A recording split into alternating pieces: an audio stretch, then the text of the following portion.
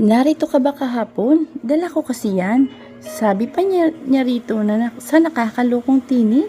Inilapag niyang muli sa kinalagyan ng basket. Pagkuhan ay sumandal siya sa istante at bagyang inilayo ang katawan rito nang hindi nito nahahalata. Hindi niya nagugustuhan o gugustuhin na maramdaman ito kung paano siya nito binabaliw sa presensya at karikta nito na tanging kapirasong tuwalya lamang ang bumabalot sa katawan nitong sobrang nakakahalina. Kitang-kita niya sa mukha nito ang matinding insulto na tinanggap nito sa kanya. Ibang klase ka rin talaga, Celestine. Dagdag pa niya rito para lalo itong mainis. Humalakip-hip siya sa harapan nito habang nakangising hinagod niya ng tingin ang katawan nito mula ulo hanggang paa. Kailan ko nga ito ibinigay sa'yo? Ulit pa niya.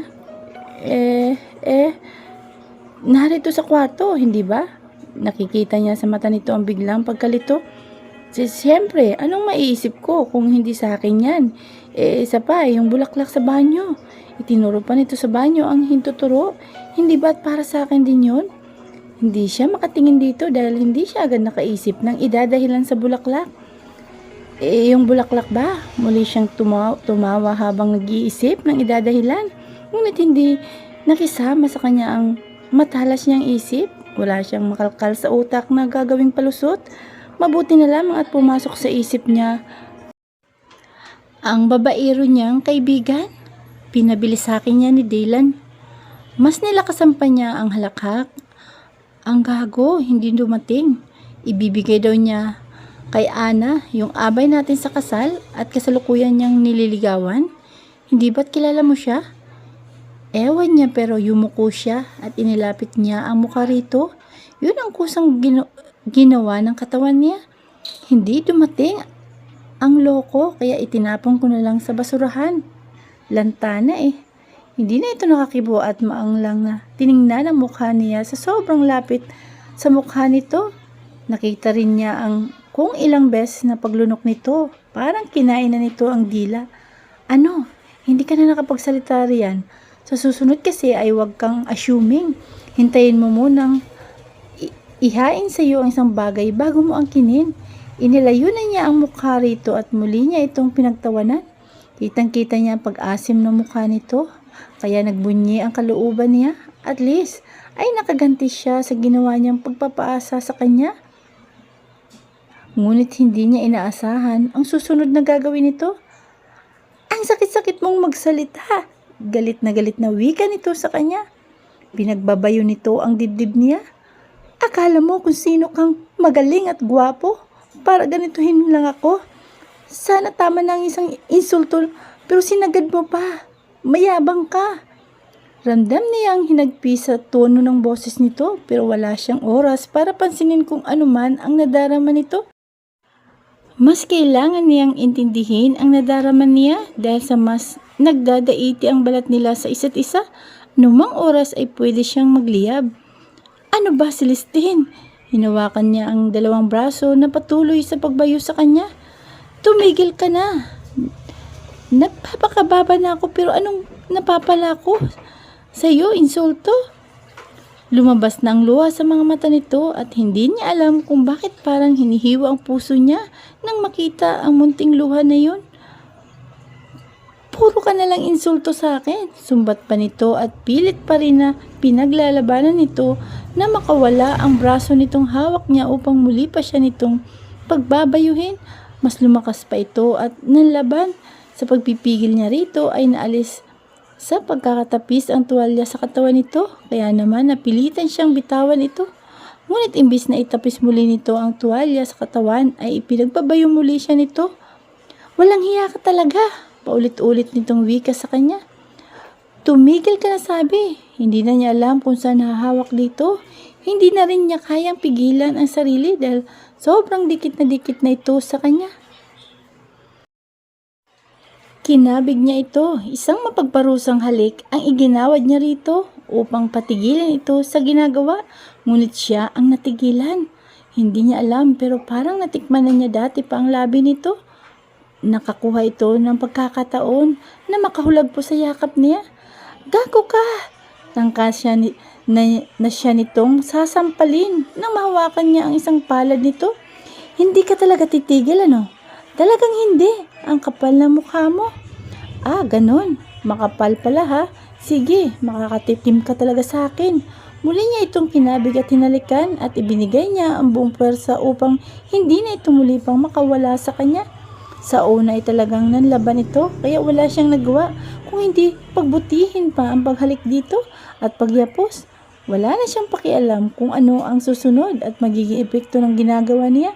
Kung sakali man ay wala naman din masama sa gagawin niya at asawa na rin niya ito.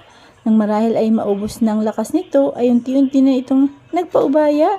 Kasunod niyon ay ang pagtugon nito sa kanya. Kusa nitong ikinawit ang dalawang braso sa kanyang liig.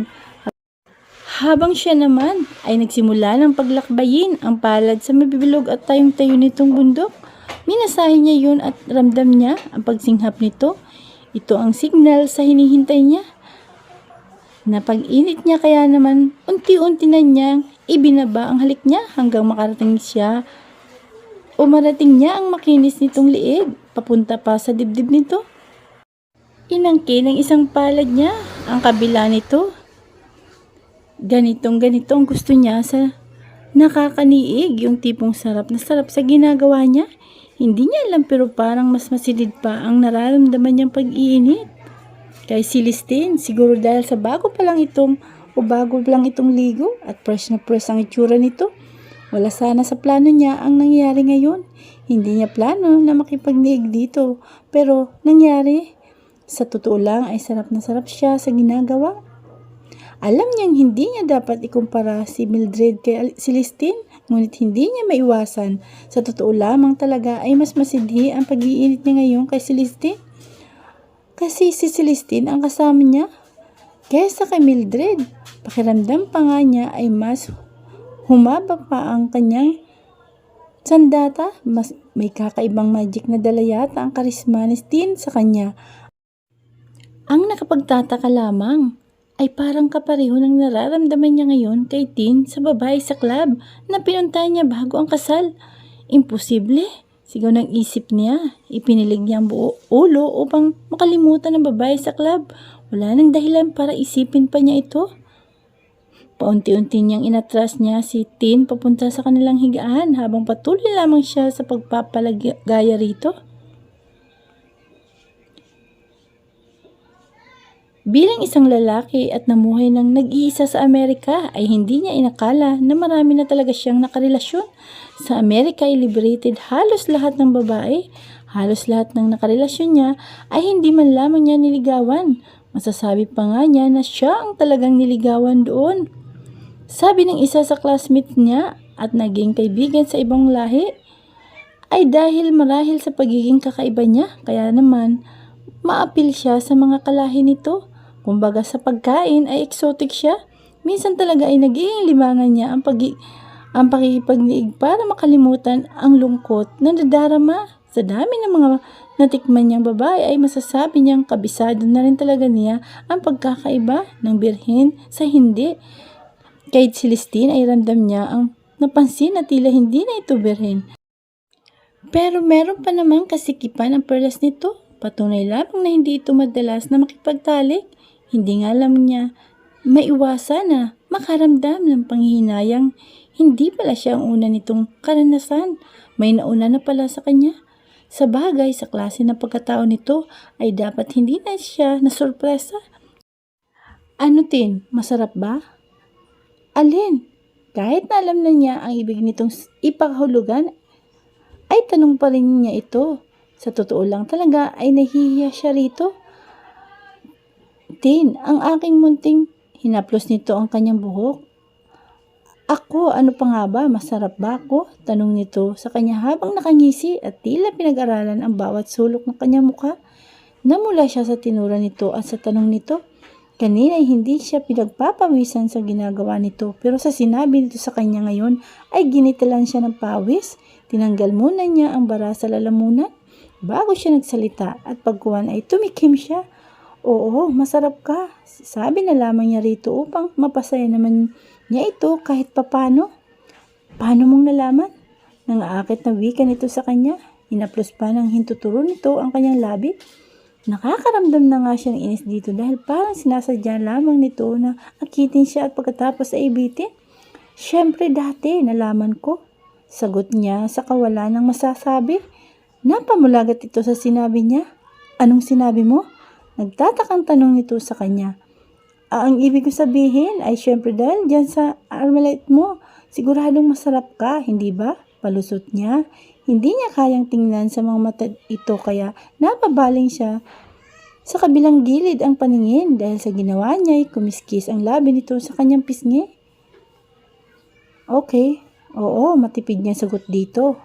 Wala na kasi siyang alam sabihin kung tutuusin ay sanay naman na siya sa usapan na bulgar kung bulgar. Wala naman yun sa kanya. Hindi naman kasi maiwasan na magkaroon ng topic tungkol dahil sa napapaligiran sila ng mga kaibigan na liberated din talaga. Ngunit ngayon, kay Sebastian ay naiiling siya na pag-usapan yun kahit sa kasalukuyan na nilang ginagawa ang eksena. Sige Tin, sabihin mo ngayon sa akin na masarap ako. Utos nito sa kanya. Naibalik niya ang paningin dito. Hindi niya akalain na ganito ito pagdating. May mga pakulo at request pa. Masarap ka, wika niya. Gusto ko yung malambing mong sabihin sa akin, wika pa nito at itinuro pa nito ang tamang pagbigkas. Kaya naman wala siyang nagawa kung hindi sundin ang ibig nito. Ganyan nga Tin, sabihin mo yan ang paulit-ulit. Mamaya, gusto ko maririnig ko sa iyo yan habang pinapaligaya kita. Naintindihan mo ba? Parang bata siya nitong sinasabihan pero kahit sa ganun ay tango pa rin siya rito. Sa bagay, wala namang kaso sa kanya dahil nais naman din niyang bumawi rito dahil sa dinatnan na naman siya nitong wala sa bahay nang dumating ito. Kasunod ng pagtango niya rito ay sinakop na nito ang kanyang labi. Banayad at tila may pagmamahal. Sus, pagmamahal agad? Sigurado ka? Singit ng isang butil na tinig mula sa kanyang isip na sinagot rin niya sa kanyang isip ng bakit ba? Malay mo naman, ito nga at naramdam ko ang masuyo nitong halik. Tinugod niya ang masuyo nitong halik. Matapos ang pinagsaluhan nilang halik ay inulit nito ang eksaktong ginagawa nito kanina sa kanya. Kumusta pala ang pamamasyal mo? Pagkuhan ay tanong nito sa kanya. Sa Tagaytay ba? Oo, bakit? May iba ka pa bang pinuntahan? Wala naman, doon lang naman tapat na sagot niya. So, ano na, kwentuhan mo naman ako ng tungkol sa pamamasyal mo.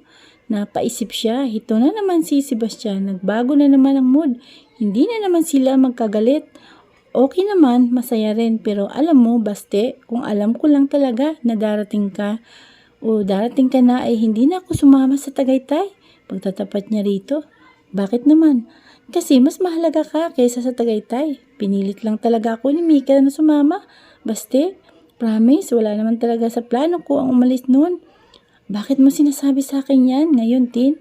Dahil yun naman talaga ang totoo. Baste, hindi naman kita pinagbabawalan na mamasyal, kaya wala naman dahilan para ipaliwanag mo pa ang sarili mo sa akin.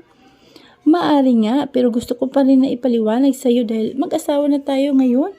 Karapatan mong malaman kung saan at ano ang dahilan ng pag-alis ko. Hindi ba? Isa pa, mahalaga sa akin ang mararamdaman mo. Sa sinabi niya ay bahagya itong lumayo at inangat nito ang kanyang mukha upang magtagpo ang kanilang paningin. Hinawakan pa nito ang kanyang baba. Bakit naman mahalaga ang nararamdaman ko, Tin? Tanong nito habang nakatingin sa kanyang mga mata. Dahil mahal na kita, baste, sagot niya rito. Napahalakak ito sa sinabi niya. Binitawan nito ang pagkakahawak sa baba niya. Ang nakakainis pa ay sinalat nito ang noon niya. Nilalagnat ka ba, Tin? May sakit ka ba? Wika nito habang patuloy pa rin ito sa paghalakak. Hindi, baste, wala akong lagnat, lalong wala akong sakit. Kaya pwede ba? Ay huwag mo akong pagtawanan. Umupo siya at lumayo rito. Nainsulto na naman siya nito.